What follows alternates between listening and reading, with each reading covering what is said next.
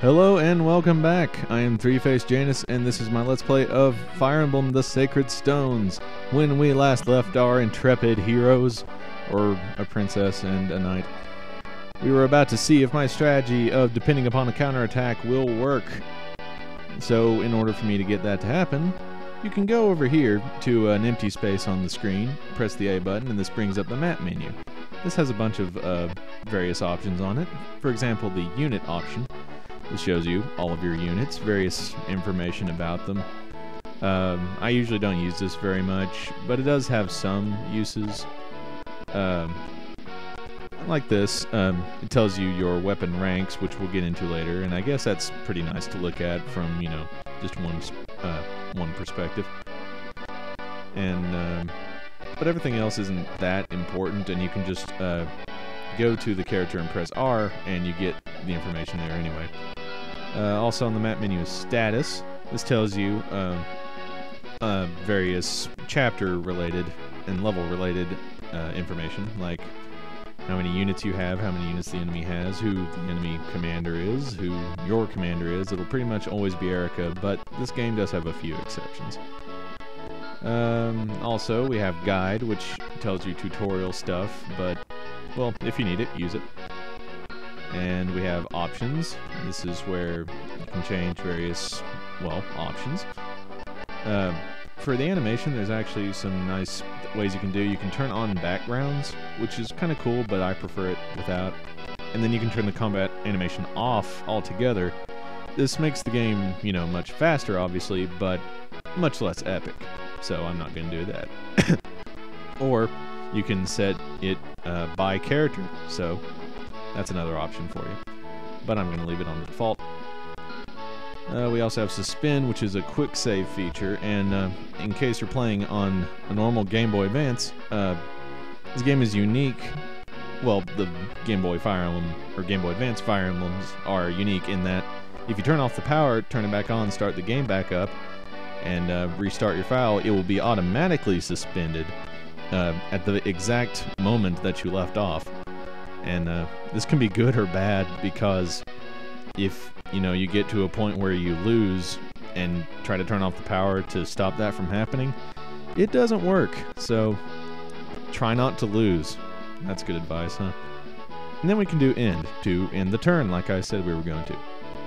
But before I do that, I want to explain what I was talking about Seth earlier on. About how he may or may not be the man.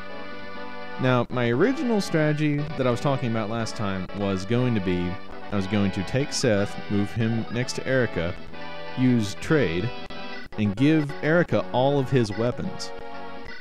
I want to do this so that he wouldn't counterattack and kill anything that attacked him.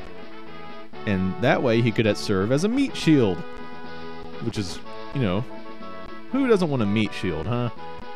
But, the reason I want to do that is because Seth is what is known in the Fire Emblem world as a Jagan.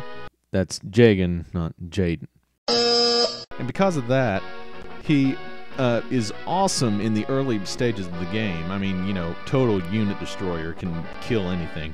But you do not want to depend upon him too heavily, because if you do, your other units will not get very much experience. And that is not good, because you definitely want your other units to be strong, especially Erica, because Erica is your main character, and if Erica dies, then you instantly lose the level. So that is very bad. Another thing about Jagans is that, although they're really good in the early stages of the game, they become really bad in the later stages of the game. That's debatable whether and how much of a Jagan Seth is, but I would say that he's a pretty solid one. I mean, solid in that he is a Jagan, because, well, he just doesn't quite have the same power that the other ones do later on, and he also ends up being slow, but he's not as bad as some others because he can still have his uses. So, let's find out what happens with Erica, right after a word from our sponsors. Meatshields are us for all of your damage-absorbing needs. And now that that's over with, it's time for the moment you've all been waiting for. Yes, I think I can take you. At least I really hope so. It would really suck if I died right here. Yeah.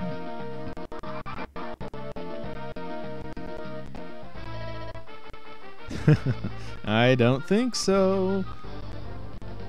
Although he did hit me, but... Oh yeah!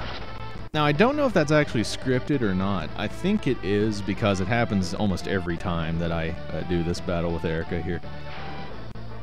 So yeah, we got him, and Erica got all the experience, and she got a level up.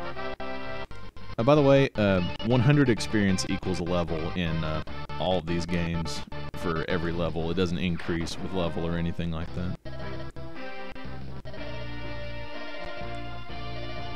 Yeah, I'm fine. I just got cleaved by an axe in the last episode, but I took a potion, and then I'm fine.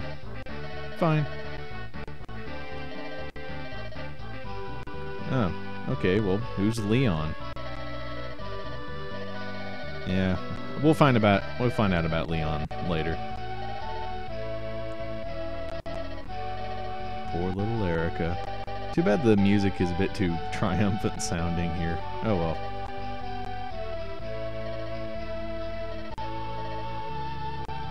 But I really don't get why they're so worried. Yeah, I mean, seriously, guys, Fado was like right there. And he was going to take them all by himself. All you really need to do is go back now, because he's probably won already. Anyway, Chapter 1 is Escape, which is what I thought we were doing in the last episode, but whatever. And here we have Princess Tana, the princess of... oh, what's the name of the place? Frelia. Thank you. And she is a friend of Erica. Thank you for telling the audience what I just said. Oh, in case it wasn't obvious. Father, I mean King. And now we have more red guys, and since they're red, they're obviously evil. Commander Breguet. Alright.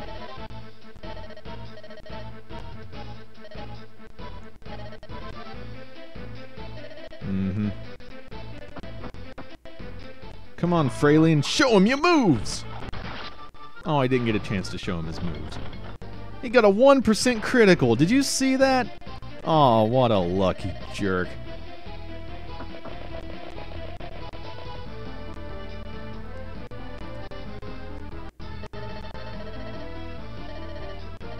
Okay, come on. You can fight him. You are a playable unit, Tana.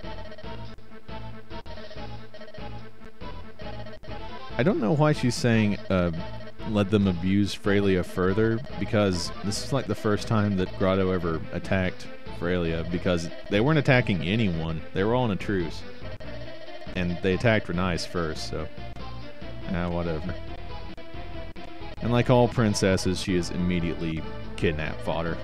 Wonderful.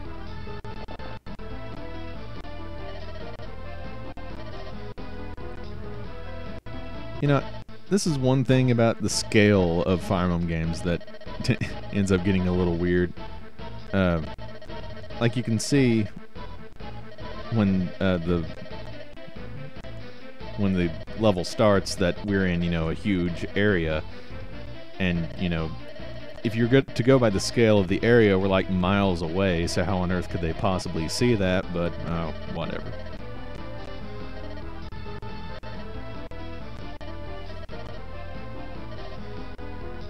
Okay, we can retake Mulan. I'm going to avoid obvious references.